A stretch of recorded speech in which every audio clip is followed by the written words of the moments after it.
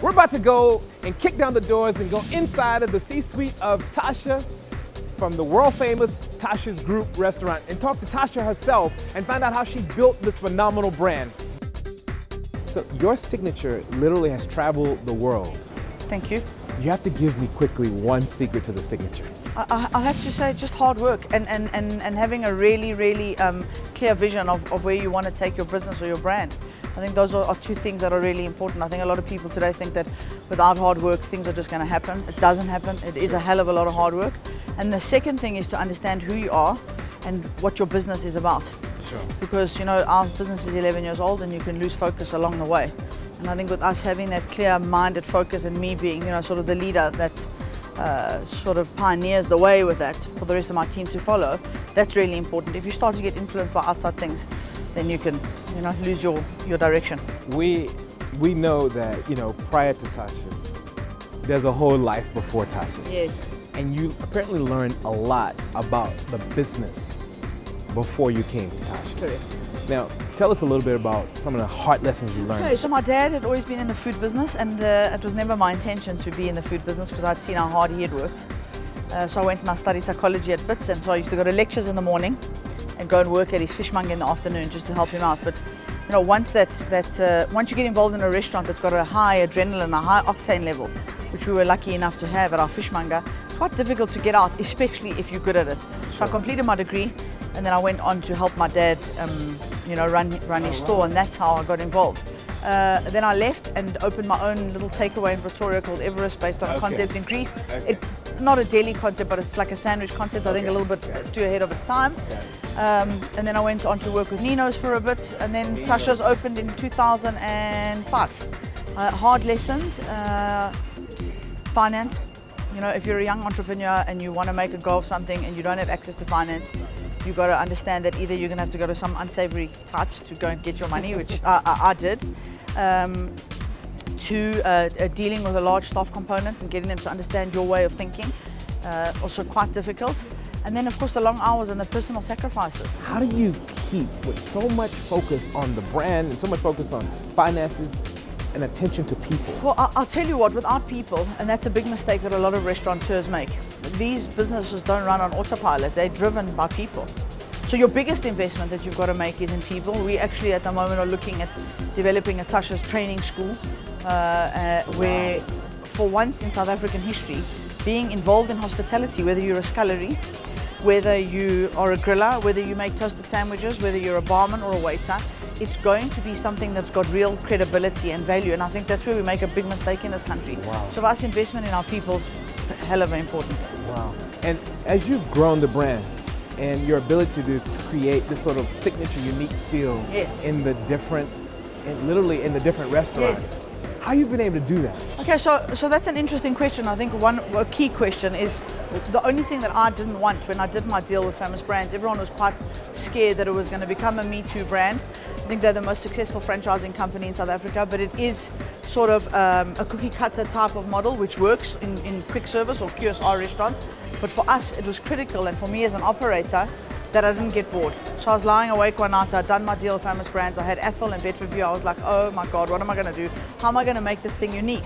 And then this idea popped into my mind, well, why don't I tailor-make the experience for each and every area that I go to? And what I mean by tailor-making is tailor-make the interior and tailor-make the food offering. So of course the core DNA is always Tashas.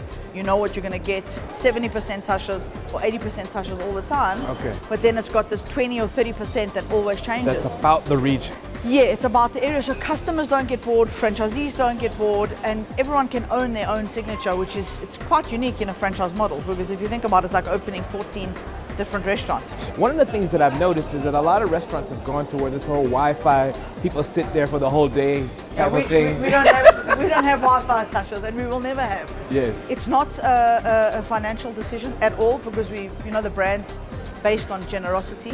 So it's not that we don't want to be spending the money on the Wi-Fi. We really want Tashas to be a place that either you come in to have a business meeting or you're going to come and be relaxing with your friends and family, and we want people to engage. So there will never be television screens, not for any sports event. Unfortunately, to all the sports fanatics, they're going to have to go to a sports bar to watch sports, because it is about a home away from home. and an office away from the office and a place where you can engage. So, you know, for people to be, you know, banging away on their computers the whole day is not social. One of my favorite things about the brand is the art. Yes. If you look around, I feel like at times I'm in a social museum. So you're in probably the most spectacular Tashas we've ever built. This was a very important store for me. It is on Nelson Mandela Square, an iconic site for us, and we really wanted to celebrate Africa. And Africa has been celebrated in a number of ways. One, either very ethnic, and we've had a couple of those restaurants. There's been Lefotla and Moyo who've done it really well, but extremely ethnic. And then there is more of a safari type of look, and that's also been done. And I said, you know what? We've got amazing flora and fauna. We've got the most amazing fabrics, the most amazing material. Let's really bring that through and show that Africa can be super glamorous. Wow. So like a New York style restaurant or a restaurant in the middle of London. Every single thing here were made by South Africans, even the chairs. So the only thing that got imported were the table bases and obviously our signature Tashas chair from outside. Other than that, every single thing you see here is made by South Africans. That's amazing. Thank you. Now, one of the things I have continued to appreciate is that you're not afraid of sex appeal.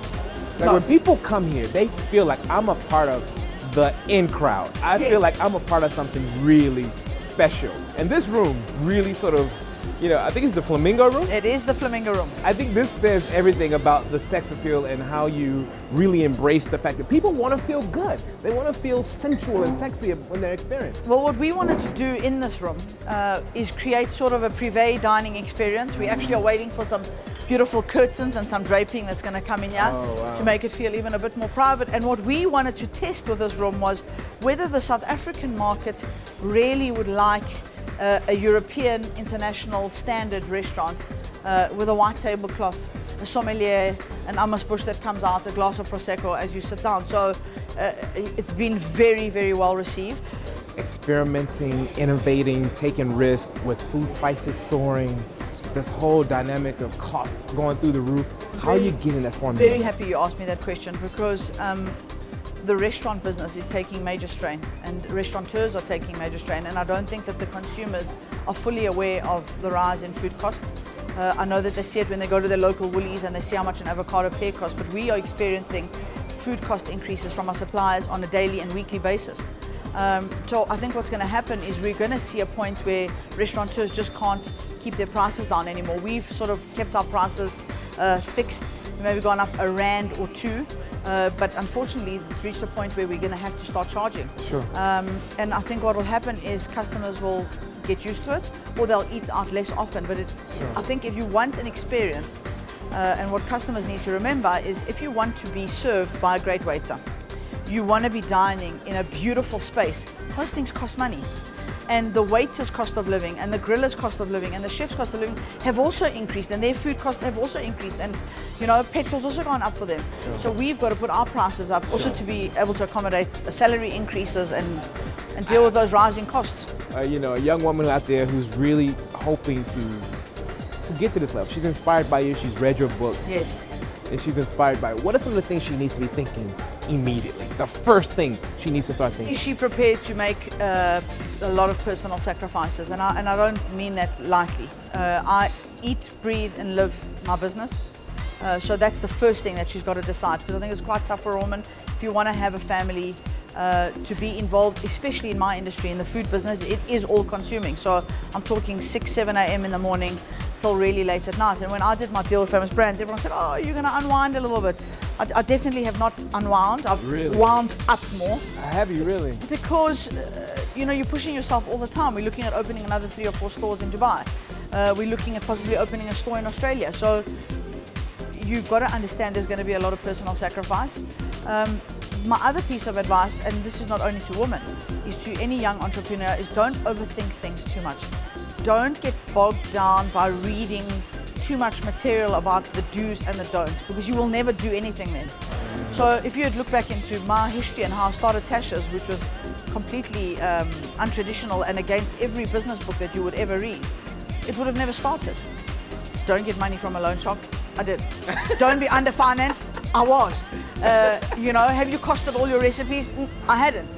But I had this vision, and I knew what I wanted to do, and I just jumped in. And sometimes you do just have to jump in and the rest will work itself out. And I think that's the true spirit of an entrepreneur. You've got to really, you know, be able to want to take risks. People feel like they can't fail. You know, for people who fail, who really want to sort of build themselves back up and really go after a dream this big. Yes. Any advice for them? I think I'd like to use my dad in this example. My dad probably got up and fell down countless times, and he was a fighter right till the end. Unfortunately, he's no longer with us, but one of the biggest lessons I've ever learned from my father is it doesn't matter how many times you fail, you just got to get up again and try again.